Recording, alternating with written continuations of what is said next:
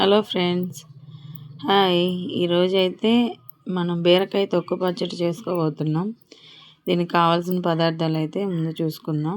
చింతపండు, ఎండుమిర్చి, ధనియాలు, కొంచెం మెంతులు, కొంచెం జీలకర్ర అవన్నీ పక్కన పెట్టేసుకొని బీరకాయ తొక్కు కూడా బాగా కట్ చేసి పెట్టుకోవాలి. చాలా బాగుంటుంది. ఇది మా అమ్మ నేర్పించిన వంట. ఇవన్నీ అయితే ఫ్రై చేసేసుకొని తర్వాత ఎండుమిర్చి వేయాలి. మిరపకాయలు వేసేయండి. మిర్చి అంటే వేసేయండి. మా కొడుకు కూడా వాయిస్ ఓవర్ ఇస్తున్నాడు ఫ్రెండ్స్, ఫస్ట్ టైము. ఎండుమిర్చి వేసేయండి, బాగా వేపేయండి. మరి కర్రీగా వేపద్దు ఫ్రెండ్స్, కొంచెం బాగా వేపండి చూసుకొని. పచ్చడి అయితే లాస్ట్లో సూపర్ ఉంది ఫ్రెండ్స్. చూసారు కదా, లాస్ట్ వరకు అయితే వీడియో చూడండి. పచ్చడి అయితే నేర్చుకోండి ఫ్రెండ్స్. మా కొడుకు అయితే తిన్నాడు, వాడు తిన్నాడు కాబట్టి చెప్తున్నాడు. మీరైతే అస్సలు మిస్ అవ్వద్దు, వీడియో ఎండ్ వరకు చూడండి. సబ్స్క్రైబ్ చేసుకోండి ఫ్రెండ్స్ చేసుకోకపోతే.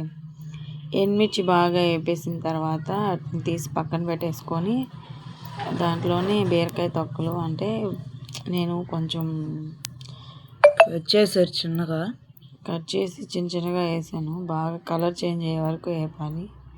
బీరకాయ తొక్కులు వేసేద్దాం.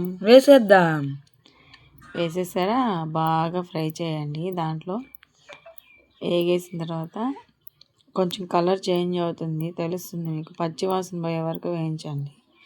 వేయించేసిన తర్వాత కొంచెం పసుపు వేసుకొని బాగా వేపాలి వాటిని. ఎంత అంటే టేస్ట్ అనేది దీంతోనే ముడిపడి ఉంటుంది. ఎంత వేగితే అంత టేస్ట్ వస్తాయి ఫ్రెండ్స్.